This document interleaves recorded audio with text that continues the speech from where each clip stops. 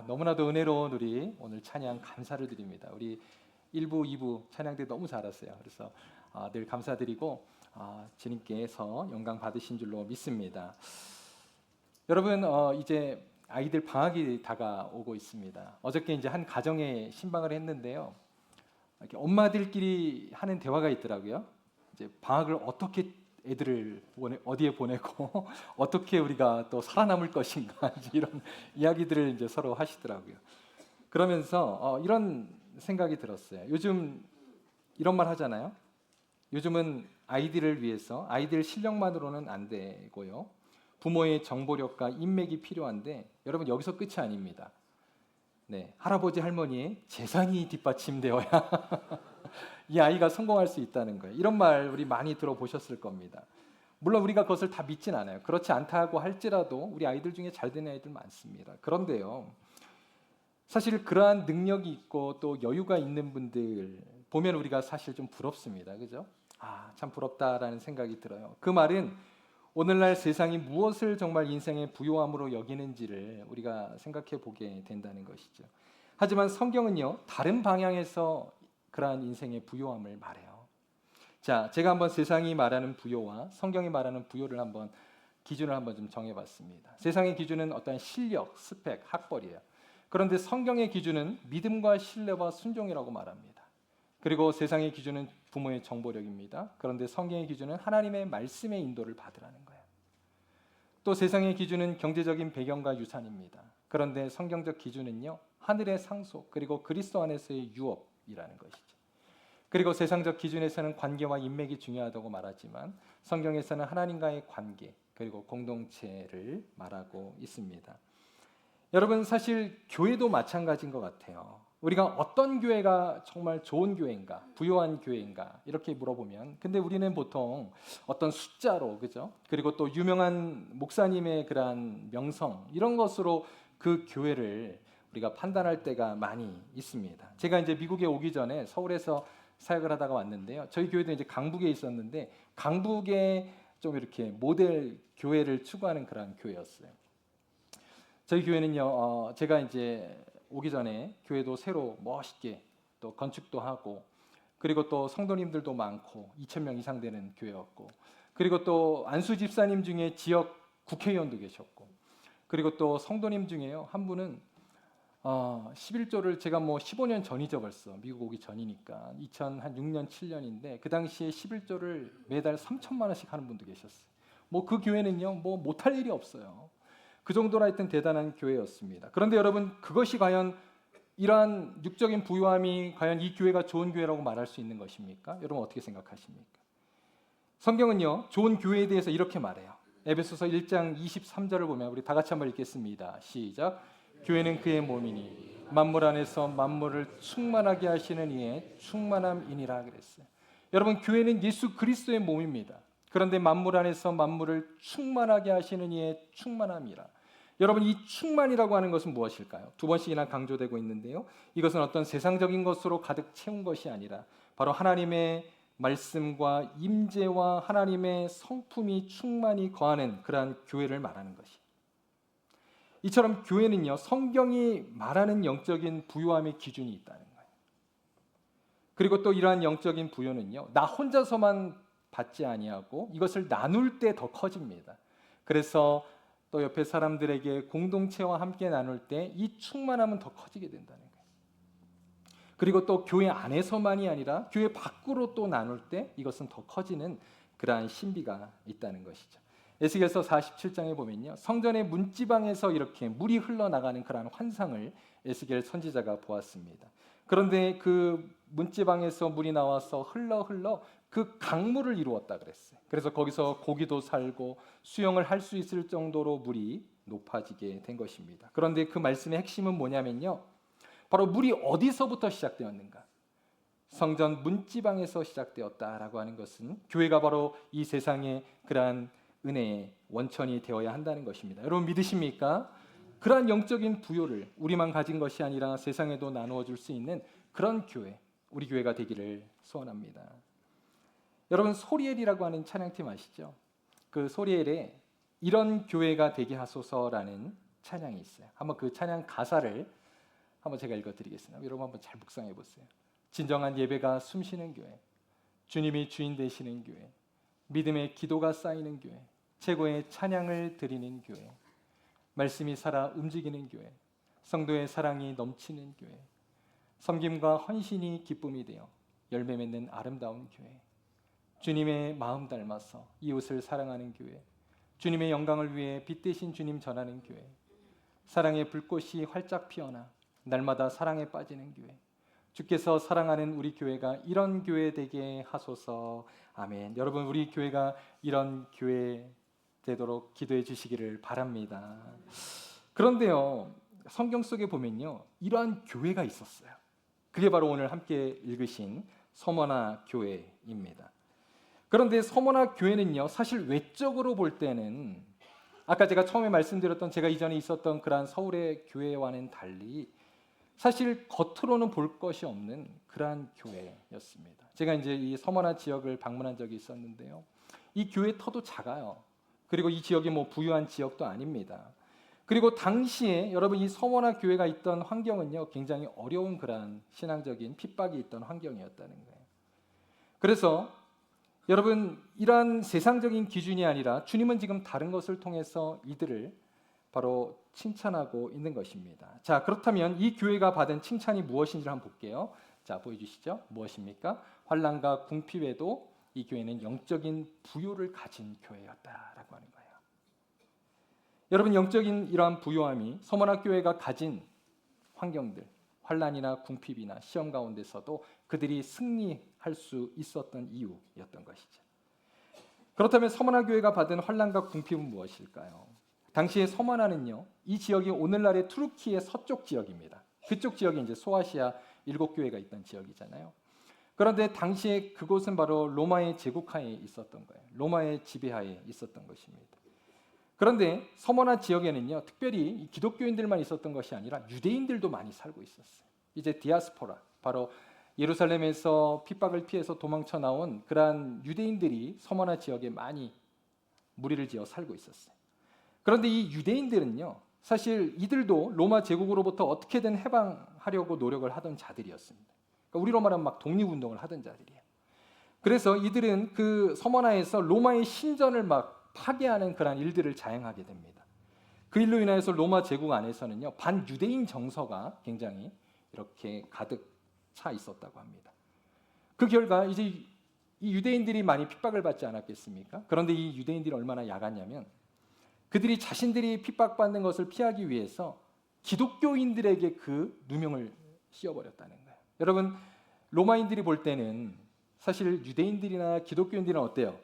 같아 보인다는 거예요. 달라 보이지 않았다는 거예요. 그래서 여러분, 이 당시에 서머나에 있던 기독교인들은 이중의 고통을 당했던 거예요. 유대인들로부터 핍박을 받고, 그리고 또 로마인들로부터 어려움을 당하게 되었던 것입니다.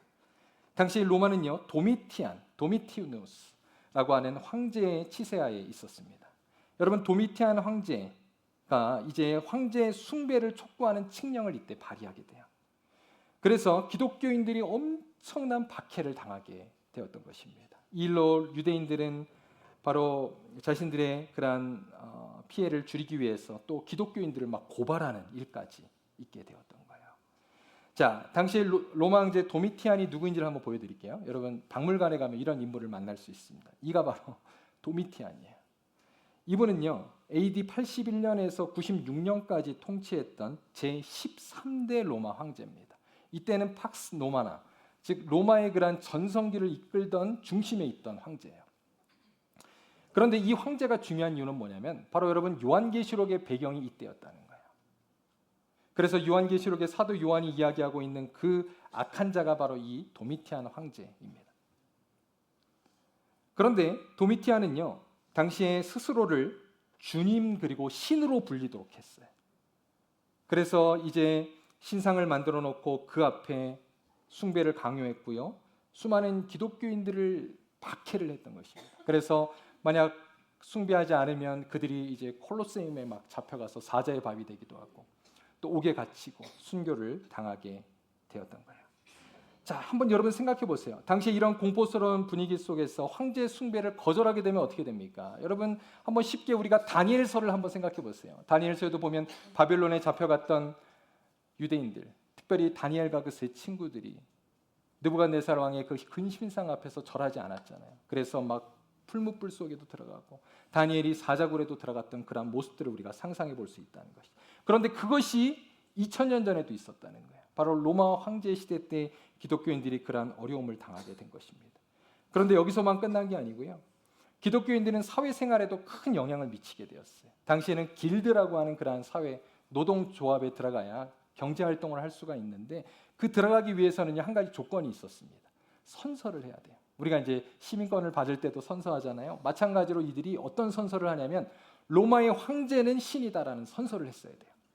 그렇지 않으면 이러한 경제활동을 할 수가 없었던 것입니다. 그러니까 여러분 당시에 기독교인들이 얼마나 생활에도 궁핍함과 어려움이 있었을지 한번 상상해 보시기를 바랍니다. 그런데요, 우리는 여기서 이러한 질문을 할 수가 있어요.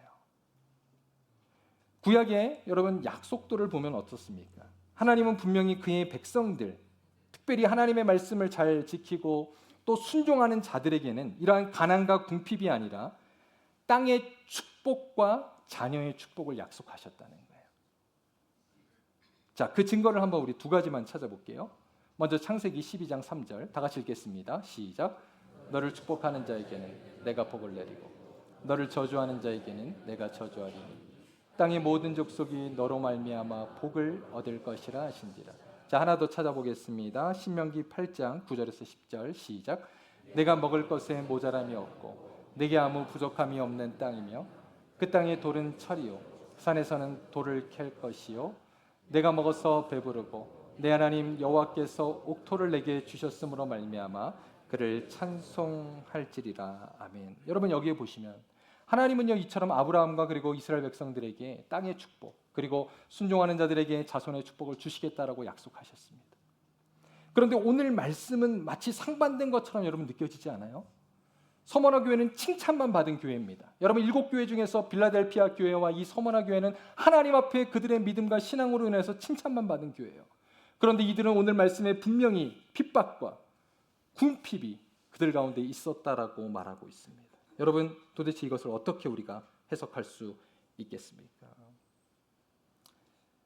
여러분 사실 좀 전에 살펴본 대로 구약의 언약에서는 하나님의 말씀에 순종하는 백성들에게 분명히 가난과 궁핍이 아니라 가시적인 물질의 축복과 자손의 번영과 같은 약속을 하셨어요. 그래서 구약 시대 때는요, 이러한 땅과 후손을 얻는 것은 하나님의 언약의 핵심적인 축복이었습니다. 반대로 만약 그러한 축복을 받지 못하면요, 하나님께 저주를 받은 사람처럼 여겨졌다는 거예요. 하나님의 축복이 그들에게 끊어진 것처럼 여겨졌습니다. 우리가 아는 것처럼 아브라함 가족을 한번 생각해 보세요. 아브라함이 하나님의 부르심을 받았고 그렇게 정말 믿음의 조상이 되었지만 그 가정에는 아이가 없었어요. 99세까지. 아마 그들도 남복이 창피했을 것 같아요. 하나님을 믿는다고 하는데 왜 우리 가정에는 분명히 하나님이 우리에게 약속까지 하셨는데 왜 하나님은 우리에게 자녀를 주시지 않는가? 여러분 그리고 또 엘가나와 한나의 가족 한번 생각해 보세요. 그들도 제사장이 가정이었습니다. 그런데 그 가정에도 아이가 없었어요. 그래서 우리가 아는 것처럼 사무엘상 1장에 보면 한나가 얼마나 간절히 매년 절기 때마다 하나님의 성막에 나와서 눈물로 기도합니까? 얼마나 그냥 간절히 기도했던지. 우리 오늘 또 유아 세례를 받은 가정 중에도 한 분이 그러한 비슷한 또 간증을 쓴 걸 보았어요. 아이를 위해서 그렇게 눈물로 간절히 아이가 생기지 않아서 오랫동안 기도하고 또 갖게 되었다라고 고백을 보면서 저도 참 감동이 되더라고요. 그런데 여러분 이 한나, 그래서 한나가 주님 앞에 정말 간절히 기도하고 성까지 하지 않습니까? 하나님 앞에 바치겠습니다. 그런데 자, 이것을 한번 오늘 우리에게 한번 적용해 보자는 거예요. 자, 그래도 그나마 아브라함과 한나 가정은 아이를 가졌어요. 그런데 오늘날 어떻습니까? 우리 주변에 보면요, 아무리 신앙이 좋아도 주의 말씀에 정말 순종하는 그러한 가정이라 할지라도 가난한 가정도 있습니다. 또 자녀가 없는 가정도 있어요. 여러분 이거 어떻게 해석하시겠습니까?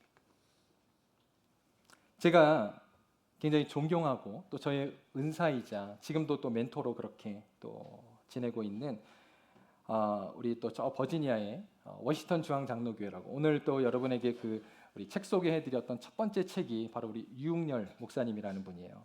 그분은 이제 한국에서 신학교에서 10년간 교수 생활을 하시다가 이제 미국에 그렇게 담임 목사로 오셨어요. 그런데 이 워싱턴 중앙 장로교회가 사실 미국의 모든 교회들, 한인 교회와 미국 교회를 다 합쳐서요, 가장 건강한 교회 10대 교회 안에 들어간 교회예요.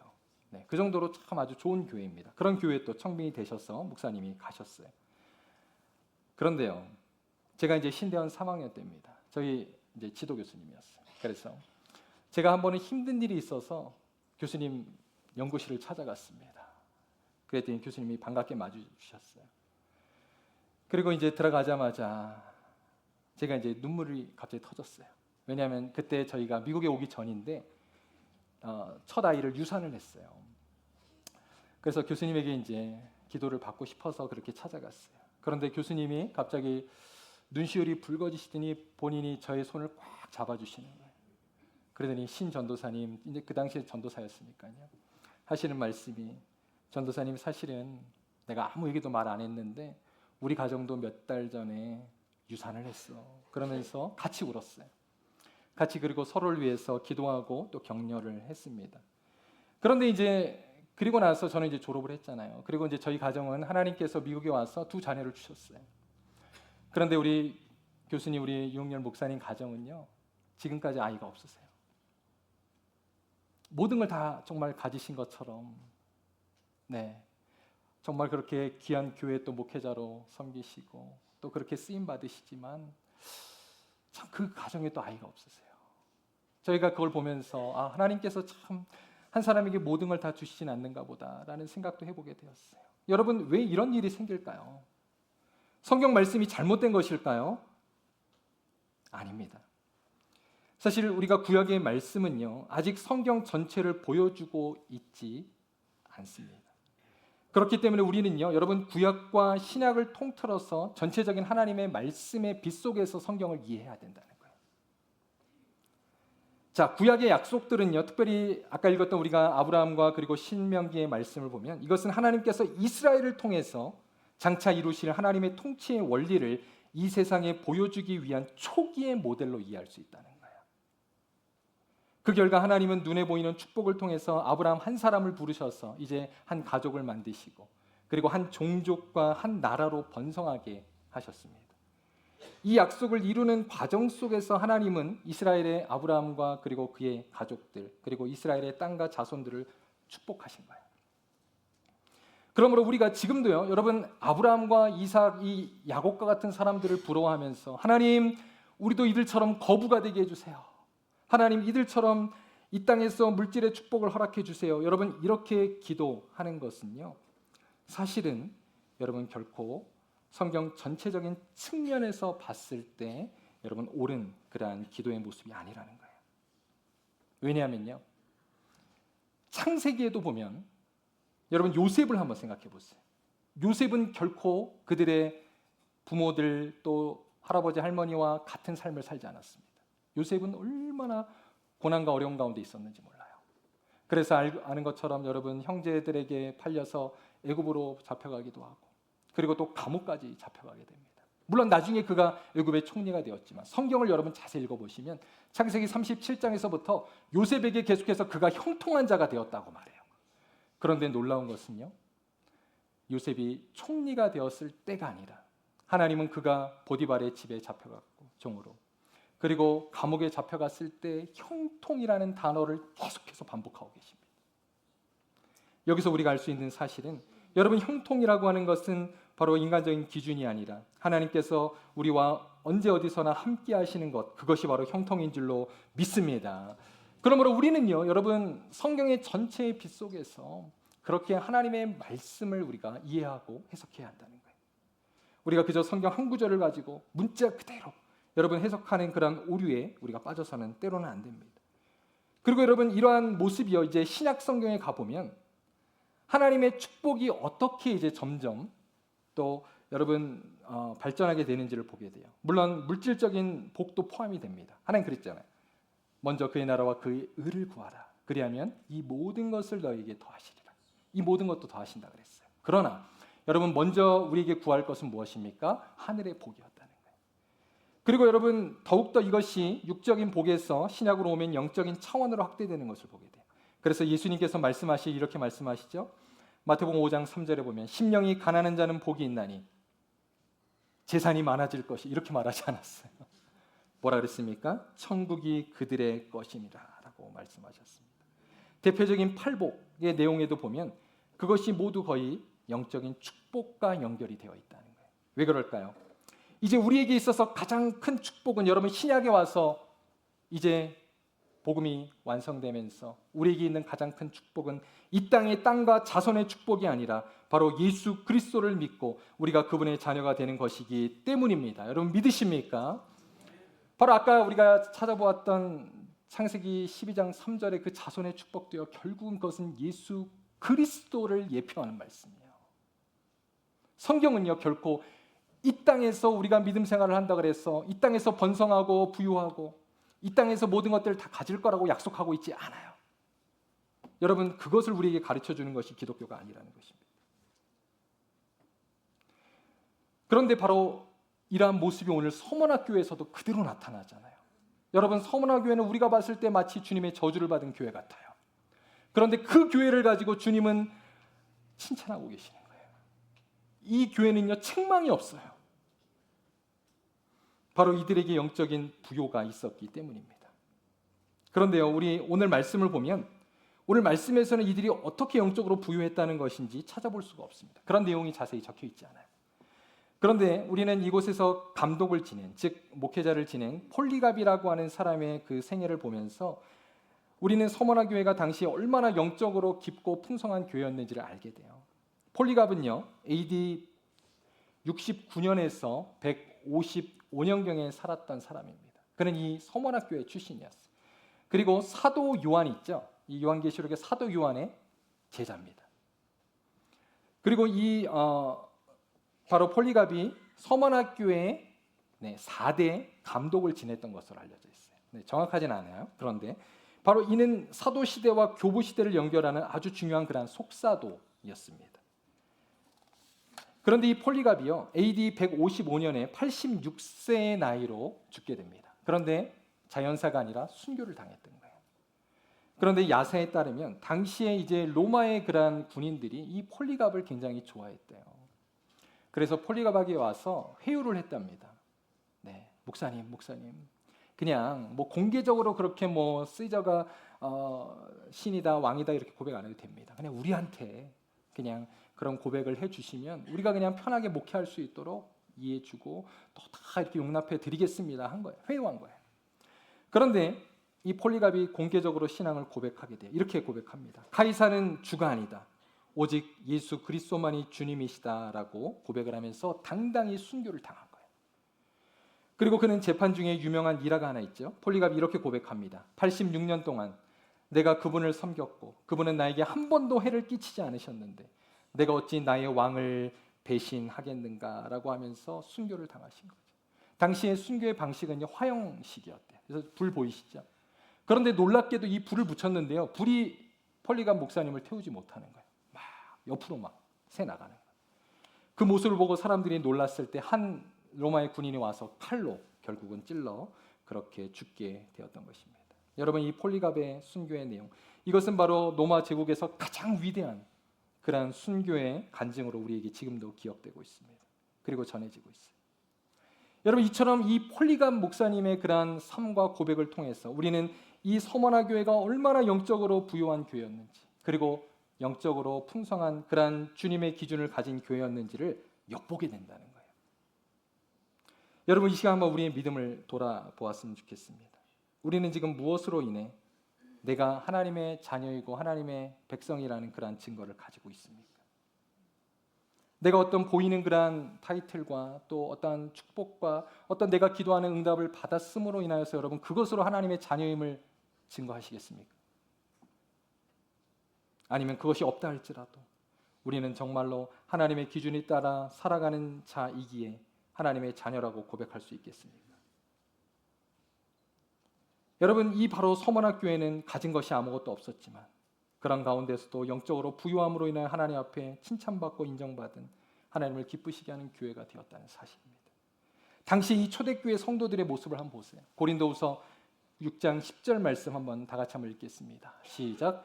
근심하는 자 같으나 항상 기뻐하고, 가난한 자 같으나 많은 사람을 부유하게 하고, 아무것도 없는 자 같으나 모든 것을 가진 자로다. 모든 것을 가진 자로다. 여러분, 바로 이들을 세상이 감당하지 못할 자라고 히브리서 기자는 말하고 있습니다. 여러분, 우리에게도 이러한 영적인 부유가 있게 되기를 바랍니다. 저는 기도해요. 정말 우리 교회가 이제 21주년을 맞아서 여러분 어떤 교회가 될 것인가? 정말 세상의 기준이 아니라 그러한 영적인 기준을 따라 영적인 부유와 충만으로 여러분 가득한 그러한 교회가 되기를 바랍니다. 그러한 영적인 부유를 가진 자들이 교회 안에서 존경을 받고, 그러한 자들이 직분자가 되고, 그리고 그러한 자들로 인하여서 우리 교회가 세워지기를 간절히 소원합니다. 제가 지난번에 한번 설교를 시작하면서 말씀드렸던 적이 있는데요. 미국의 이제 순교자, 젊은 선교자인 짐 엘리엇, 그가 이제 남미의 에콰도르의 아우카 부족에게 복음을 전하러 갔다가 비행기에서 내리자마자 창에 찔러, 그죠? 순교했다 그랬잖아요. 그런데 그는요, 자신의 죽음을 이미 예견했던 것 같아요. 그래서 그의 사랑하는 가족들에게 이 말을 남기고 그는 죽게 됩니다. 한번 보세요. 잃어버릴 수밖에 없는 것을 주고 결코 잃지 않는 것을 얻는 자는 결코 어리석은 자가 아니다라고 고백하고 있습니다. 짐 엘리엇은 비록 그의 생명을 잃었지만 그는 누구보다도 영원한 하나님 나라의 상급과 가치를 그 원주민들에게 나누어 주고 그의 짧은 인생을 마감했던 것입니다. 사랑하는 성도 여러분, 오늘 우리는요, 이제 마지막으로 한번 세 가지 적용 질문을 통해서 제가 여러분에게 세 가지 질문을 좀 드릴 건데, 이것을 통해서 우리 자신과 그리고 우리 교회가 과연 영적으로 부유한 그러한 성도 교회인지를 우리 마지막 한번 점검하고 오늘 말씀을 마무리하겠습니다. 첫 번째, 나는 무엇을 상으로 기대하며 살아가고 있습니까? 여러분은 과연 누구에게 어떠한 상을 받기를 기대하고 있습니까? 여러분, 사람에게 받는 상은요, 정말 하루도 안 가더라고요, 그 기쁨이. 네. 그런데 여러분, 우리가 모두 영원히 정말 받아야 할 그 상은요, 주님으로부터 받아야 할 상인 줄로 믿습니다. 그래서 오늘 말씀에 계시록 2장 10절에 이렇게 말하잖아요. 죽도록 충성하라. 그리하면 내가 생명의 관을 내게 주리라. 여기서 관이라고 하는 게 상이에요, 상. 당시에 이 상은 바로 경기장에서 승리한 자에게 주는 월계가 아니었다고 합니다. 그런데 이 승리의 면류관을 경기에서 승리한 자들에게 주는데, 자, 거기에 보면 죽도록 충성하라, 방법을 가르쳐주고 있죠.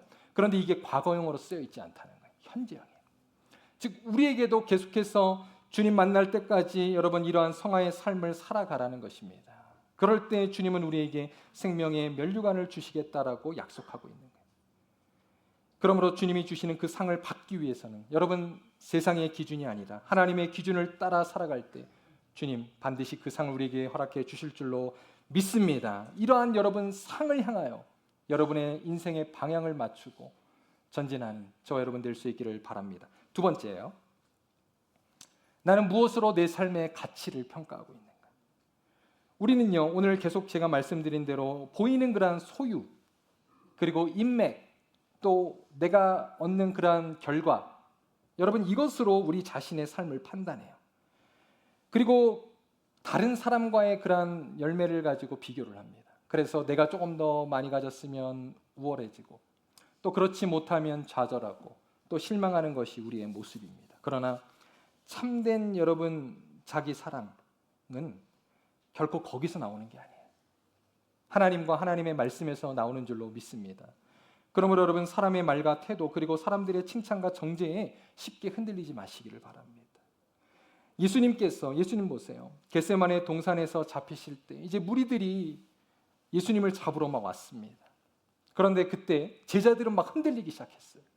그래서 베드로가 어떻게 합니까? 칼을 쫙 빼서 말고의 귀를 탁 베어버립니다. 그런데 그러한 모습을 보고 예수님께서 그 떨어진 귀를 그에게 붙여주시면서 베드로에게 뭐라고 말씀하셨습니까? 베드로야, 이것까지 참으라 라고 말씀하셨어요. 예수님은 전혀 흔들리지 않으셨어요.